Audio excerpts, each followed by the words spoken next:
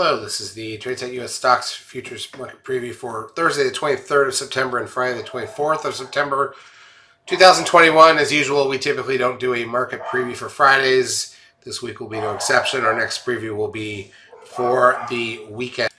So here's a look at the ES front month futures contract. This is the daily chart of the broad market futures form. We had a Fed announcement today.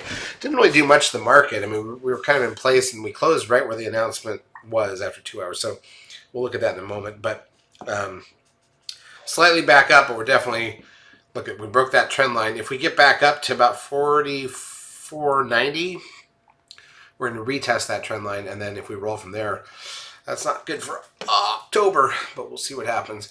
Here's a look at crude oil, up 15 cents to 72.38. Gold up, down $16.10, so they don't seem concerned about inflation still. S&P cash gains $41.48. NASDAQ 100 up 148.73. The SOX gains 66.98. Biotech's down 7, as they often are. The Russell 2000 up 32.37. It's still in this stupid range it's been in since January. The Dow up 338. Nobody really cares about it, but it's still where it was back in April. The TLT, the 20-year bond ETF, up 151. Closed at 151.79. Looking like it's going to break out. That means lower interest rates, not higher. That's interesting, right, after the Fed. The advanced decline ratio on the New York was plus 1960, so way more stocks. Actually, this is one of the most positive breath days of the year, even though the S&P was only up 41 points. NASDAQ was at plus 1618.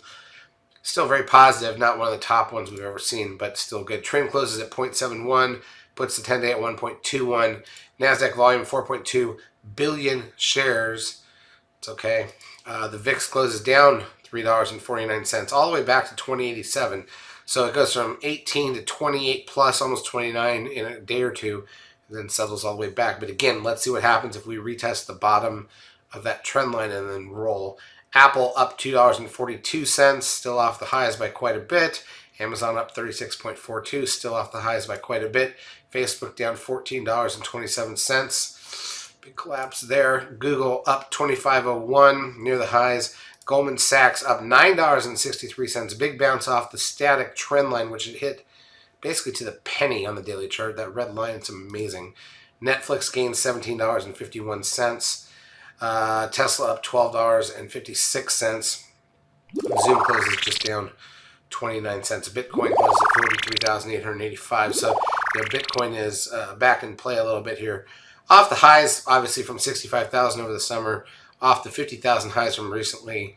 Bounced off that 13 buy signal back in July. But, if we got a couple of big days up, we'd have a 13 sell signal here. So we'll see where that leads us. Now, if we look at the intraday action, 5-minute candles on the ES, again, you can look back at the beginning of the week. Big gap down Monday, pushed lower, bounced late in the day. Tuesday gapped up, filled the gap, tried to rally, came back to even, tried to rally, came back and closed even. So you're basically at that point. By the way, the thing about that is after Monday and Tuesday, you're still inside the opening candle on Monday. Now, it's a down week because you've gapped down on Monday, but you never got to trade that piece. And then on Wednesday here, we gap up a little pullback, and then went higher, broke the highs of Tuesday, came back into it. You can see where the Fed announcement comes in at 1400.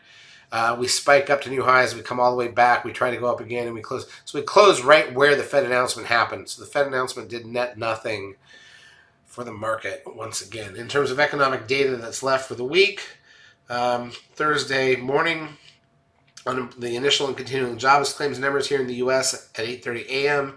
Flash manufacturing and services PMI numbers at 9:45. Consumer confidence at 10. CB leading index at 10.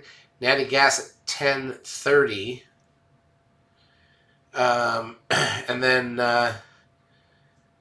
trade balance out in New Zealand, not much overnight. And then on Friday, new home sales at 10 a.m. here in the U.S.